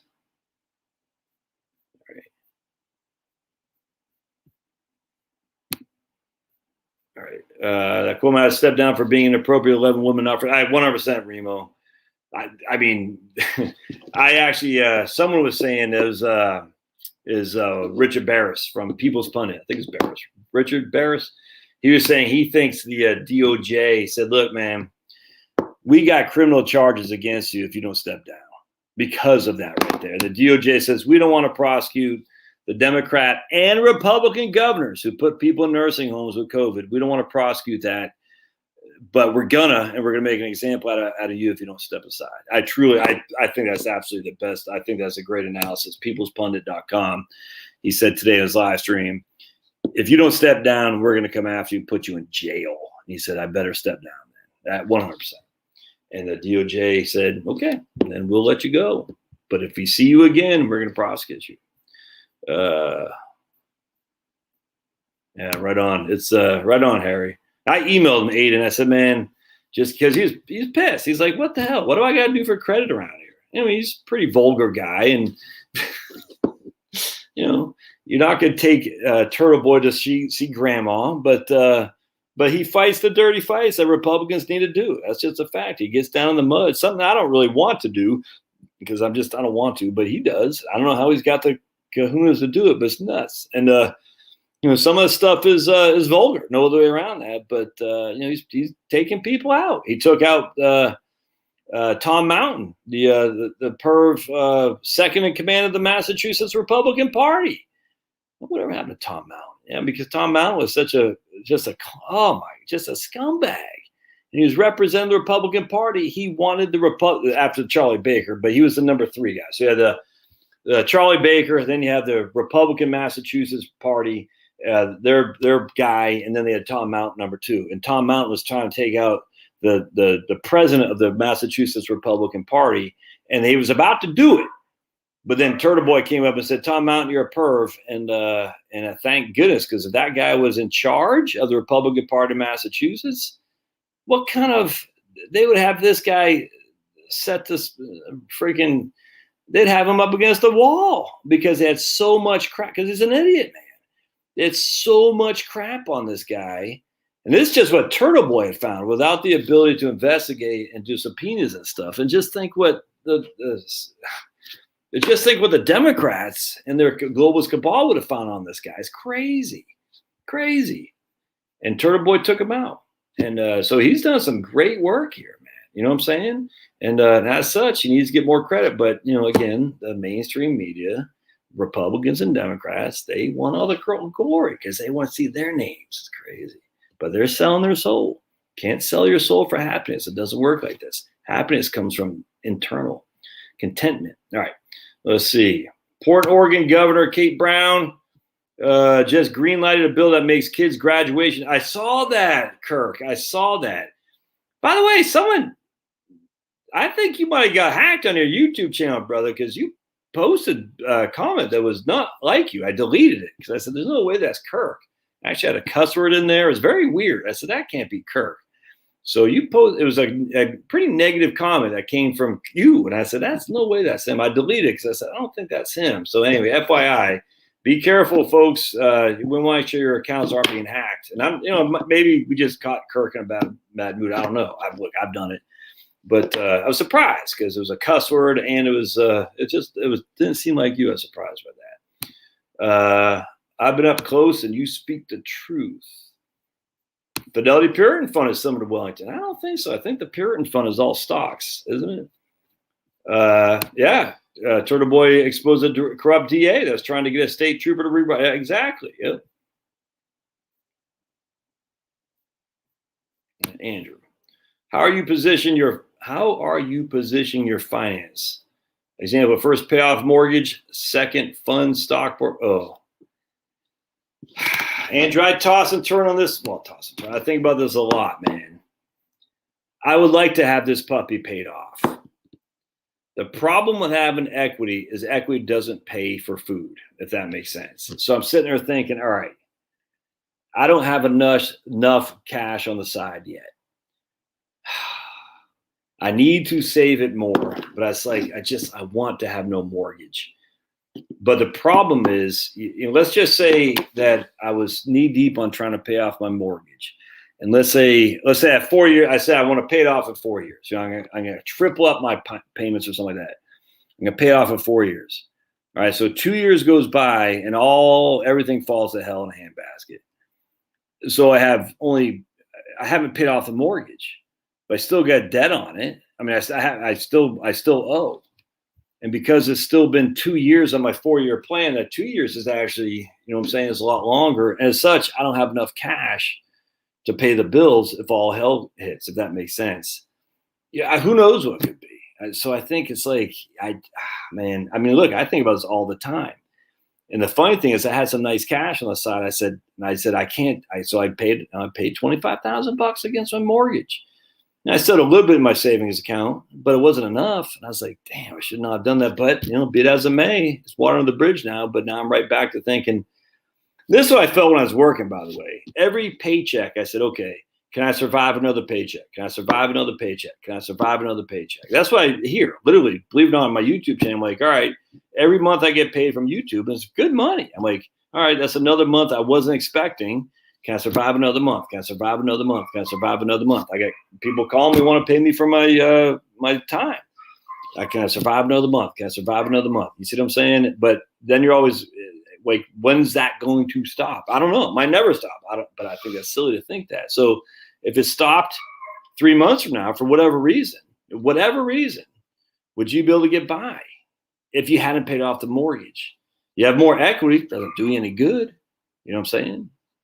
So I'm revisiting my thought process. I would like to have more in savings for sure. And when I say savings, I'm not talking, literally, I'm talking the cash, short-term bond funds, savings. The market is going to, who knows when, where, how. And I'm still not full. I'm still not 85% invested. So don't get me wrong. I'm not like, I got some cash on the side, not enough. I got some tips, not very much. And I got, VTV and a couple other funds. But so I've been taking advantage of this ride too, just like everybody else is. But at some point that's going to fall, collapse and won't go to zero. But who knows? But I'm just saying the 25 to 35% fall is inevitable. So let's just say for every $100,000, you're down $35,000 in the course of a year. You know what I'm saying? So that's not when you want to start pulling money from your portfolio. No way, Jose. So I want to have some money on the side. That way, if I hadn't paid off the mortgage, I still got a mortgage to pay. Yes, I have more equity. Equity doesn't put food on the table, but I got some money on the side I can tap into. Because one thing you don't want to have happen, you don't want your income to stop. Simultaneously, the markets collapse. That's what happened in 2007, 8, and 9 for people. The income stopped, the markets collapsed, and their house was worth less than until they're upside down. So they couldn't just sell it. They couldn't take equity against it. And a lot of banks are closing their home equity lines too. So anyway, come on, big guy. Cash, man, cash. But we're pretty good on toilet paper right now. But every time I go, I buy more. We got 5, 6 people here. One of my wife's sisters is moving in for 3 months here. So we have a lot. We like Mexican food, so we have a lot of potty visits, if that makes sense. Porcetto. 57. All right. My wife retires in 3 years. 56, medical and pension. Yeah, can you retire? You didn't say how much your expenses are. I have no idea what your expenses are. We have no idea. So I don't know. Look, folks, there's no way anyone can say, can you retire if we don't know where your expenses are? I get new people on here all the time, but expenses are what determines your ability to retire. Assets don't, it's expenses. So if you don't know expenses, the answer is no. You got to figure that out. Fidelity, Puritan fund does outperform, but I think Puritan funds I'm going to look at this real quick. Fidelity, Puritan fund. I think it's all stocks, right? So let's take a gander. Let's gander. And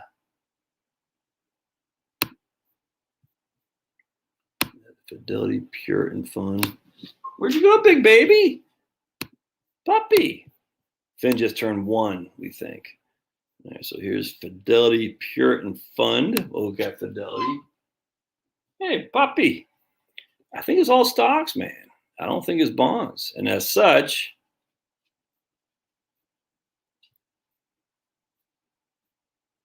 oh, okay. That is okay. I didn't realize that. Yeah, 65. Yeah, looks like the Wellington. Huh, I did not know that. There you go. Got some international in there. All right, I thought the Puritan was all stocks. There you go. Yeah, right. Come here. Yeah, I like Puritan Fund. Absolutely. It's I got no qualm with that. I did not realize I had dude. I could have sworn when I did this on Schwab, it said it was 100% equities. I don't know, but all right, let's with to ticker FPURX. We're gonna go to finance FPURX. FPURX. FPURX.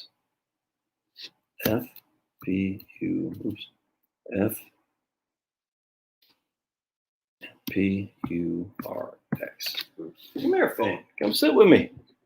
Everyone wants to see the birthday boy. All right, so let's see. Come here. Come on. There we go. There we go. Yes. Hi, Pablo. Okay, so not able to find performance. Give me a kiss. Love you. Give me some immunity. Yes, there we go. Help me with my immunity. Give me a kiss. Yeah, I love. Oh, don't step out. You're stepping on the computer. Don't do that, please. Now you step on my phone. Please stop. Thank you. Oops. All right. But I love you too. So in 2000, I was only down 29% in 2008. I say only, but it's not as then. Yeah, I like it. I'm a fan. Big fan first time. Fan. So I got no qualm with that, man. None whatsoever. Oh, Rago Ligistus says these potatoes are great. Fantastic. Never had them before, so I'm looking forward to them. I'm 6 years from retirement. I want to buy land and get a house built. Any advice?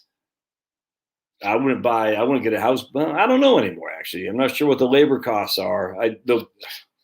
Recently, the preppers I've been following and stuff like that say buy the house that's already there, or put a manufactured home on there or something like that. I don't have any advice, man. Sorry, I don't know what's going out there in the market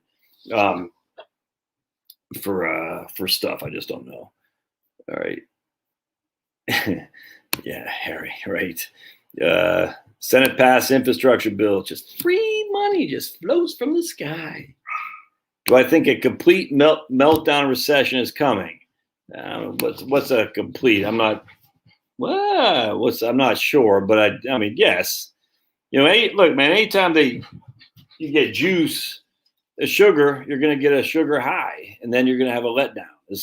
Yes, it's coming. I don't know when, where, how, but I'm trying my best to prepare by having cash and trying to pay down my mortgage. And that's what I was just saying. It's like, what do you do? If you have to do one or the other, I'd do cash without question.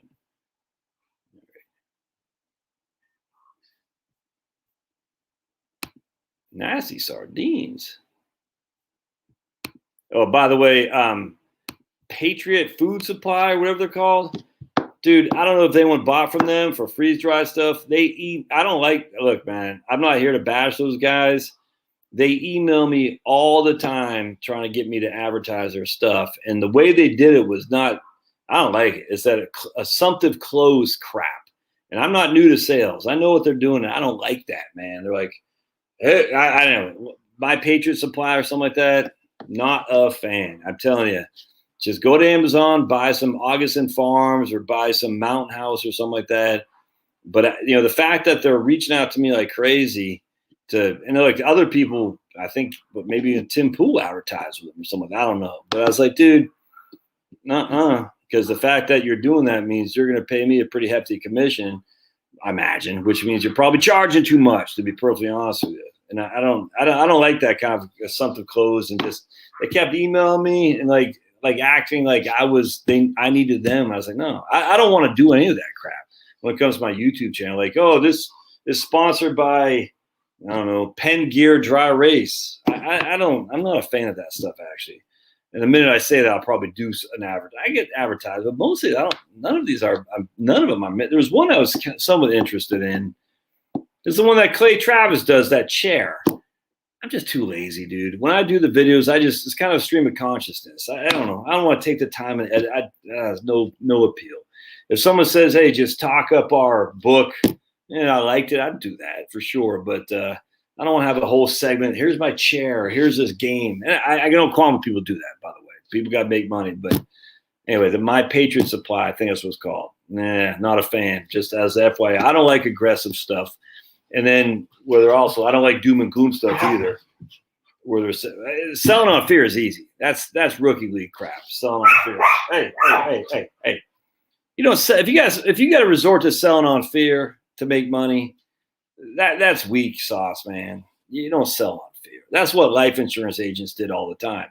What would happen to your family if you were dead? It's actually a right question to ask, but the way they're questioning that is, look, man, at the end of the day, you don't want to be destitute eating cat food, do you? I never like that. All right, well, Kim, why are you not freaking telling us what's going on, man? Not bounced off the walls already, right? Right. Ugh. Yep, love coffee too. Is that mold right on? All right. Freeze-dried food is low calories. Look up how many calories in a serving. You need 5. Yeah, I don't think that's true, man. I got tons of freeze-dried.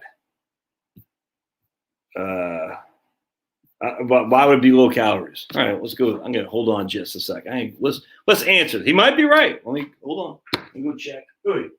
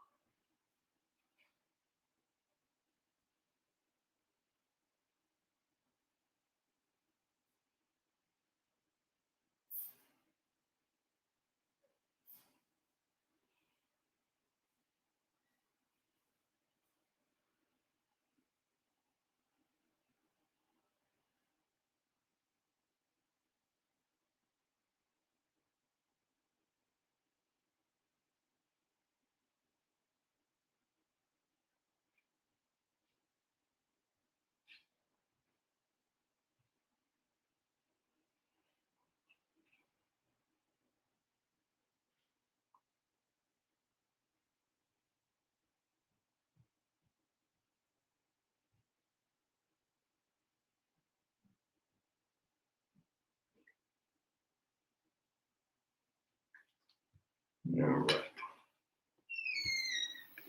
Yeah, so here's some Nutri-Store freeze-dried diced beef. And my man might be right. I don't know. Let's see. All right, so we got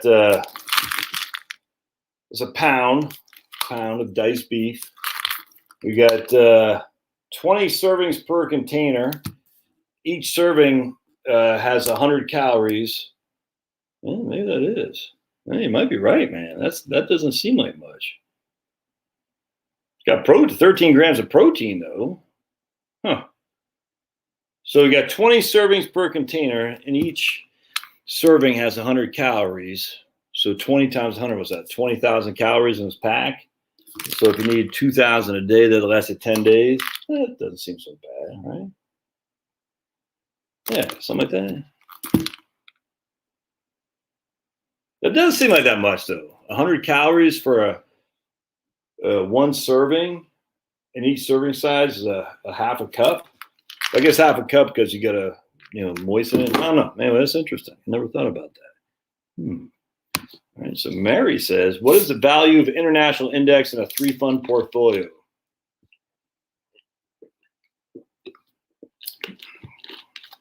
Historically, international indexes don't limit downside or raise upsides. Are you asking me if historically they don't? Oh, on portfolio vision, yeah, I don't mess with international just because currencies, and I don't trust their counting mechanism. I don't trust the governments, and so I don't mess with international indexes at all. I just don't. Where's crypto's going to the moon? Where's Harry? He'd say that these prices are basically giving away Tesla stock. I'm not messing with crypto. I just sold my rental unit. I'd like to have cash available when I retire.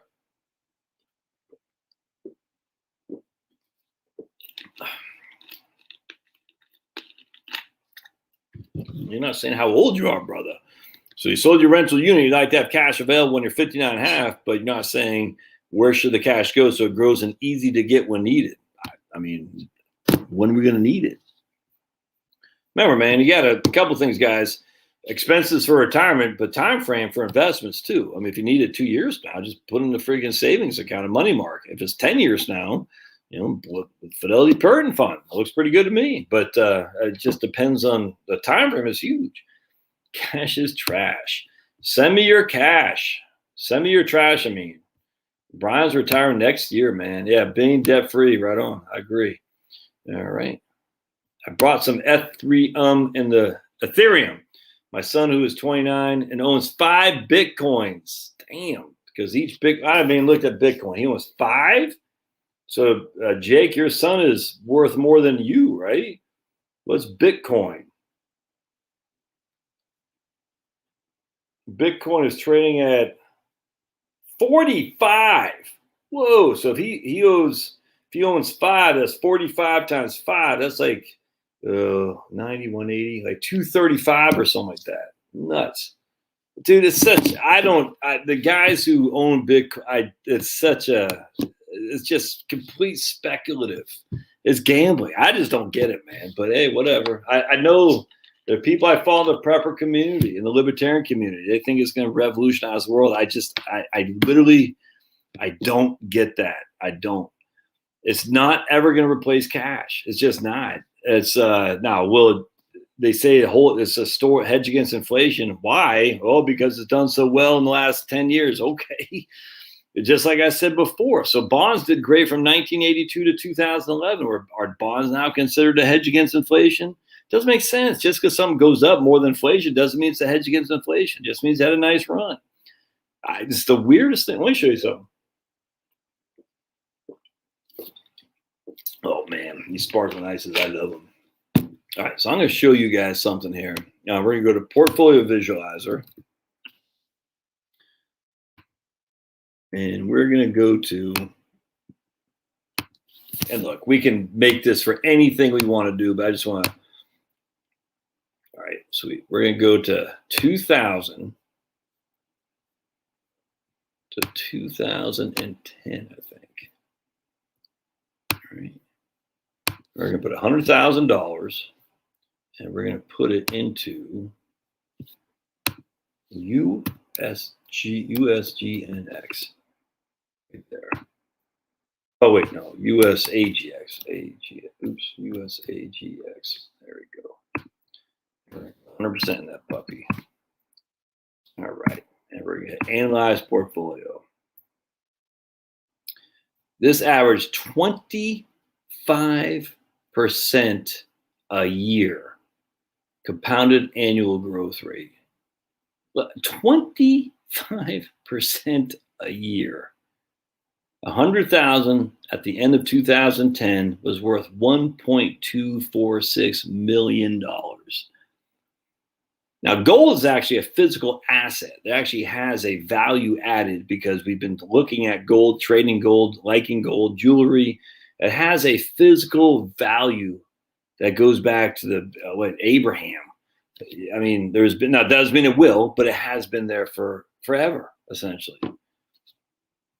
And gold has been a real currency at some point. Barter, maybe, but certainly currency. But look at that. So gold versus Bitcoin, if you just, what the point I'm saying is gold actually had a value added. And yet 1.246 million was the value after 2010. So what's the value from 2000? We'll just till 20. I have no idea. I haven't done this for a while, but let's just see what it's doing now, because it got smoked for a few years. It went down to 290 by 2016. It's come back up a little bit. It's back to 703, which I'll take it. But it went from 100 to 1.10. What? Look at that, 1.283 million, and then went from 1.28 million to friggin' 290. Now it's come back nicely, but everything's come back nice in the last 5 years. This is where someone asked about the recession coming or whatever. You know, it's coming. I mean, we've had such a run these last 5 years. Let me get the dogs. Hold on a sec.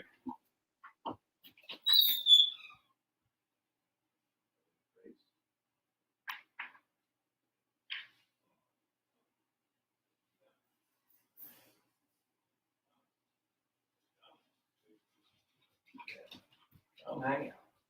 Come hang out with Dad. Come hang out with Daddy. There we go. Yeah. Oh, yeah. Come hang out. Come on, Pablo. Anyway, the interesting thing is I'll never forget. I had a guy I inherited as a client at USA probably right about 2013. Now, right about here. So gold just got killed. And his whole portfolio was in it, roughly. And at one point he had like $3 million. Now he had like $700,000 or something like that. I can't remember. And he's like, I'm just gonna ride it out. I said, no reason to do anything now. I've taken it so much on the chin. I was just sitting there thinking, dude, I don't know. Has it come back? Well, not really. I mean, anyway, the point being is like people are buying gold like crazy because Obama and all this, you know what I'm saying? And they just got smoked. All right. Anyways, my dog's getting restless. I need to let them out, because school is back. So I'm gonna let you guys go. Appreciate y'all being here. Sorry I didn't get to all your questions, but much obliged. Don't eat the door. I'm gonna take them outside. All right, guys. And Kim, blessings. Hopefully your better half, or your worser half, I should say, is Kim. All right. Tim is still on the buy. There we go. Finally, on the buy PAP at 9%. Sats are at 90.91. He's still sedated. He has a good day today. Good. All right, right on. We're praying for you. All right. Thanks, guys. We'll see you guys. Thanks again. All right. You guys want to go outside?